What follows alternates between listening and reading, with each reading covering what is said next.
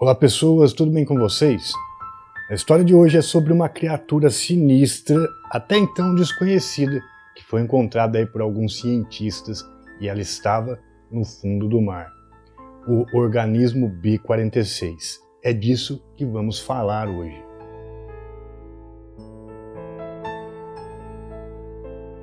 Entre 2017 e 2016, vários blogs e portais na internet trouxeram ao mundo uma notícia surpreendente: a existência de uma criatura tão sinistra e aterrorizante quanto monstros de ficção.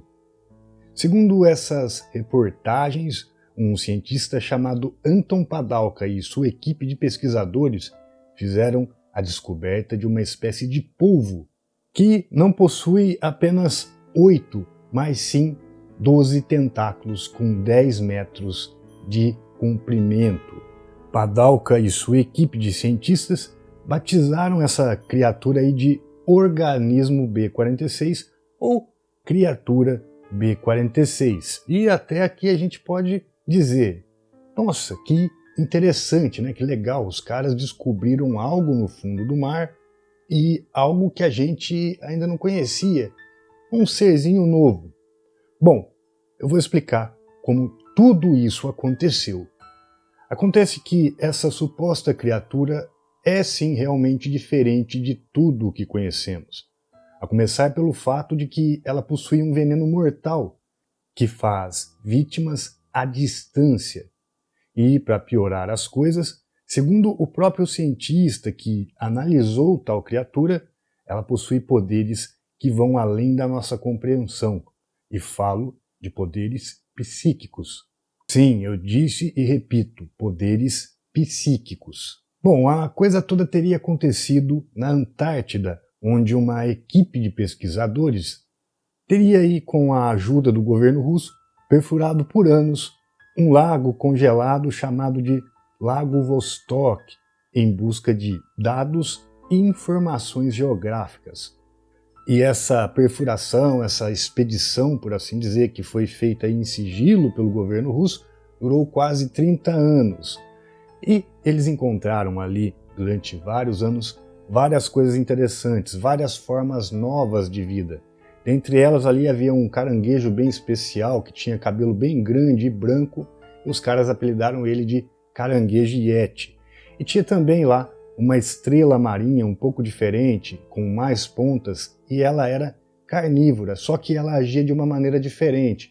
Além dela ter toda a couraça dela ali blindada, por assim dizer, ela também era capaz de devorar as suas presas em alguns poucos segundos, e presas aí 5, 6 vezes maiores do que ela.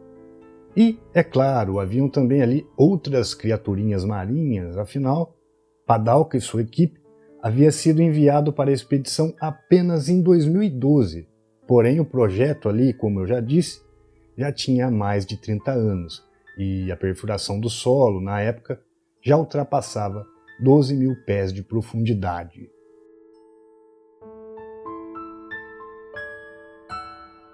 No primeiro encontro com a criatura que nos interessa, Padalka e sua equipe tiveram a oportunidade de trazê-la para a superfície. Mas não demorou nem meia hora e todos ali perceberam que esse foi um grande erro. Perceberam que jamais deveriam ter retirado o animal das profundezas, pois, daquele momento em diante, o tal polvo revelou ser uma criatura extremamente inteligente, letal e poderosa, dando início, então, a uma agoniante luta de 5 dias, onde 8 cientistas precisavam estudar apenas uma única coisa: um meio de conseguirem saírem vivos de uma terrível situação. Pausa para avisar que uma das minhas lâmpadas aqui da iluminação queimou, mas a gente vai continuar mesmo assim. Bom, resumindo, o polvo, a criatura, aí passou a caçar cada um dos cientistas. A primeira vítima teria sido o professor Vinogradov. Padalka e os outros testemunharam o momento exato em que ele voluntariamente caminhava em direção à criatura. Ele ficou ali parado, bem na frente dela, como se estivesse sendo hipnotizado, e a criatura pulou para cima dele, começou a atacá-lo e destruiu o corpo dele. Os outros também tentaram ajudar. Na hora que eles perceberam esse perigo, correram lá para tentar ajudar, mas não foi possível fazer nada, porque todos eles pareciam que estavam ali incapazes de se mover, de atacar. Era como o Padalka disse, como se o povo estivesse exercendo algum poder psíquico contra a mente deles. Até que em um determinado momento, uma das cientistas conseguiu usar um daqueles martelos que se usam para quebrar gelo e conseguiu acertar um golpe em um de seus tentáculos. Ela acabou cortando parte do tentáculo e foi quando ele soltou o corpo desse professor aí. Só que não adiantava mais socorrer ele porque ele já estava morto. Eles chegaram ali para ver depois e realmente ele havia morrido. Mas não acaba aí não. A coisa foi ficando pior. Nesses 5 dias que eles passaram nesse lugar, só aconteceram coisas ruins. Uma delas é que, quando eles tentaram contato com o governo russo, na tentativa ali de utilizar os rádios de comunicação para pedir ajuda, os equipamentos não funcionavam e mais tarde eles descobriram que a própria criatura tinha propositalmente danificado os aparelhos. Para Padalka e sua equipe, ela era tão racional quanto um humano pode ser. Outro ponto assustador é que naquele mesmo dia ali, uma outra pessoa acabou morrendo. Foi assim, após eles terem confrontado o povo aí pela primeira vez, ele deixou lá o pedaço do tentáculo que a cientista cortou, que a gente sabe aqui que eu acabei de falar, e ele então fugiu para a abertura do lago, ele correu, deu um jeito de escapar. Eles, apavorados ali, não via nenhum meio de derrotar ele, porque eles não tinham arma, não tinham comunicação. Então eles acabaram mais tarde pegando aquele pedaço do tentáculo para tentar estudar, entender do que se tratava aquilo ali. Todo mundo apavorado.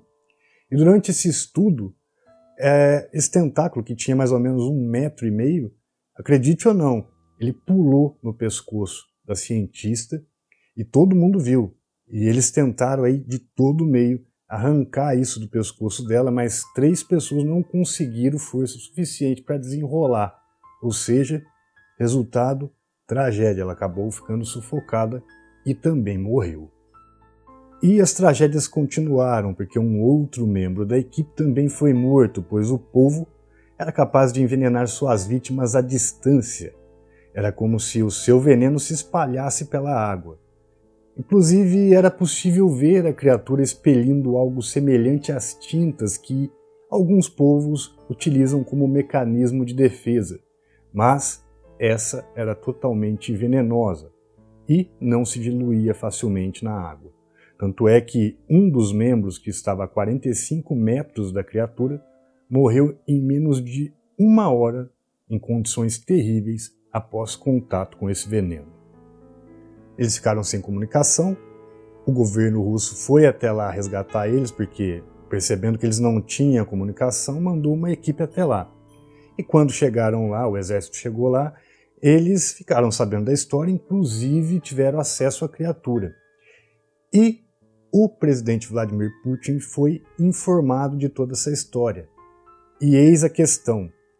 Segundo Padalka, ele se interessou pela criatura, mas não vai pensando que ele queria montar um zoológico pessoal na casa dele ou pôr num aquário, não é nada disso não.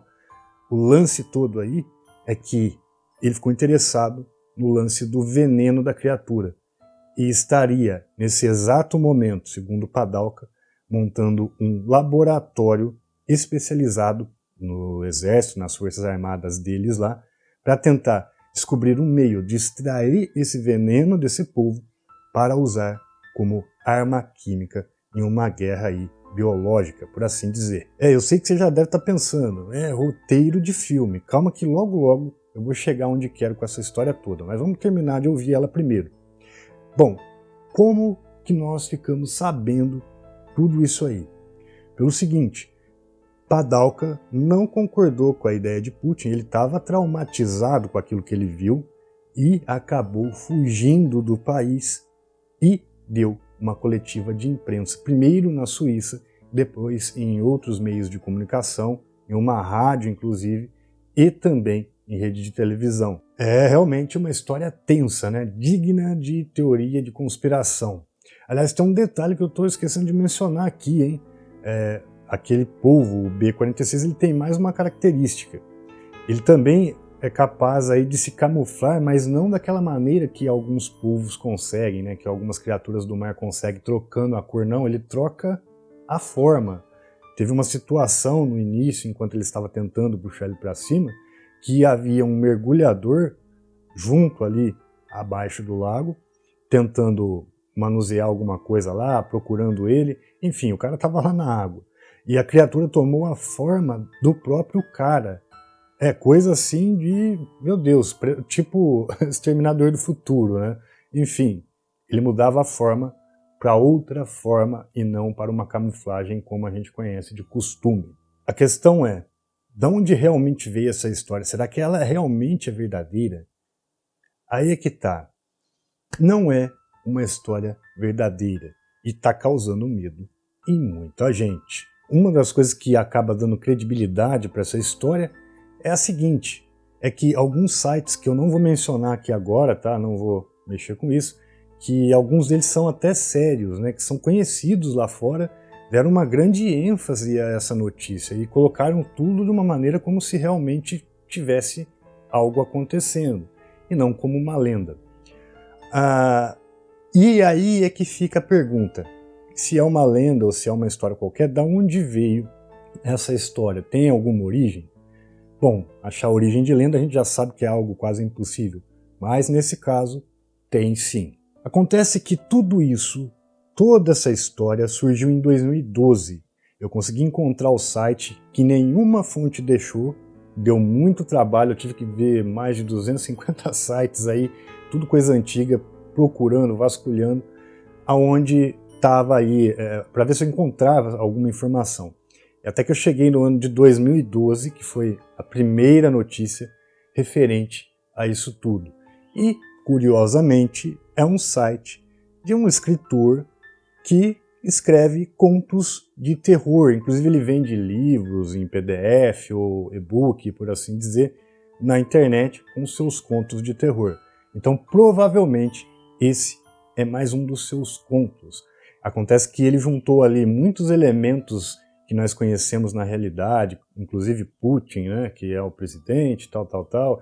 Ele juntou nomes ali que realmente estão condizendo com a realidade, com exceção do Anton Padalka. Não existe nenhum doutor aí, cientista Anton Padalka. Até pesquisei, existe sim um Anton Padalka, mas o cara era, há muitos anos atrás, inclusive em 2012 também, presidente de um clube de hóquei russo, que é esse cara que vocês estão vendo aí na imagem. Já essa outra imagem aí que vocês estão vendo é a do site do autor da história. Bom, e aí vocês devem estar se perguntando, poxa, mas essa história então é fake? É fake, mas não é fake. Vamos tirar essa palavra fake, essa palavra mentira fora, para analisar o seguinte ponto. É uma boa história de terror, é uma boa lenda, e alguém só interpretou ela mal e levou aí para o mundo como notícia. Eu não sei se foi de maldade, se foi na sacanagem, ou se foi sem querer, mas aconteceu isso aí, tá? E acontece muito com creepypastas, como por exemplo o Slenderman, foi assim que fizeram com o Slenderman, né? Tem muita gente que acredita que ele existe, eu não acredito, até porque eu sei a origem, mas quer dar um exemplo bom, bacana? Eu vou dar um exemplo legal, tá? Quem se lembra aí do Flappy Bird, aquele joguinho para Android, Flappy Bird? Teve uma época aí que aquele joguinho teve um problema e ele acabou, o cara que criou ele, falou, olha, eu vou desistir dele, vou descontinuar ele, vou tirar ele da loja, tá? E eu tenho um amigo que adorava o jogo, inclusive ele tem uma pontuação alta, que é um amigo que vocês talvez conheçam, que é o Medo B. Na época ele me procurou e falou, João, pelo amor de Deus, aquele jeito dele que ele fala assim, João, por favor, cria para mim urgente uma creepypasta do Flappy Bird para mim fazer uma despedida porque o jogo vai embora. Eu falei, poxa, mano, como que eu vou criar uma creepypasta em meia hora? Não, tem que ser agora, tem que ser agora. Então eu sentei, passei uma tarde toda aí, na verdade não gastei meia hora, mas gastei umas 4 horinhas pensando numa história. Usei alguns elementos bem clichê, criei umas imagens, e aí a gente postou a creepypasta e colocou lá a história da origem do Flappy Bird, eu não lembro mais. Enfim, no final das contas, ficou um negócio bem bizarro, ficou um negócio bem sinistro, inclusive eu estou mostrando algumas imagens aí agora para vocês, e chamou tanta atenção que vários sites, inclusive sites de conteúdo de qualidade, que noticiam coisas sérias, né, acabou espalhando essa história. E não foi só aqui no Brasil. A gente começou a encontrar essa história que eu criei a pedido dele, foi na Índia, nos Estados Unidos, até o Rusmeia do canal Crionautas, quero mandar um abraço para ele também, já viu no Japão, ou seja, uma coisa que a gente criou aqui, uma creepypasta, e o pessoal jogou lá fora como, sei lá, uma notícia, né? Sendo que estava na categoria lá do site como creepypasta. Mas tudo bem, só esqueceram de dar os créditos pra gente, mas é normal esse tipo de coisa, a gente nem se importa. O que eu quero dizer é o seguinte, é perfeitamente possível sim você criar uma história onde, sem querer ou sem esperar, ela acaba se tornando aí um viral de um grande fake, para falar a verdade. Então, ou seja, Putin não tem nenhum polvo de estimação, pelo menos a gente acha que não tem nenhum polvo de estimação e não está desenvolvendo nenhum veneno com ele. Pode estar fazendo alguma outra gambiarra lá, mas o B-46, organismo B-46, criatura B-46, de fato, é apenas um conto de terror e não existe. Quero dedicar esse vídeo a todos vocês, mais em especial a galera que ajuda o canal, que financia o canal no Padrim, porque pode não parecer, mas esse vídeo me tomou aí, eu acho que pouco mais de uma semana de pesquisa, porque eu queria encontrar a origem, eu não queria ver comentários, não queria ver só, como se diz, a hipótese de alguém, a teoria de um, de outro. Existiam muitos sites, mas demorou para achar onde estava a história original, tá? Que ninguém deixava a fonte. No final das contas, esse vídeo é dedicado para os inscritos que colaboram com o canal no Padrim. E para os demais também, tá bom? Eu vou nessa, espero que tenham gostado. Forte abraço, até o próximo vídeo. Fui!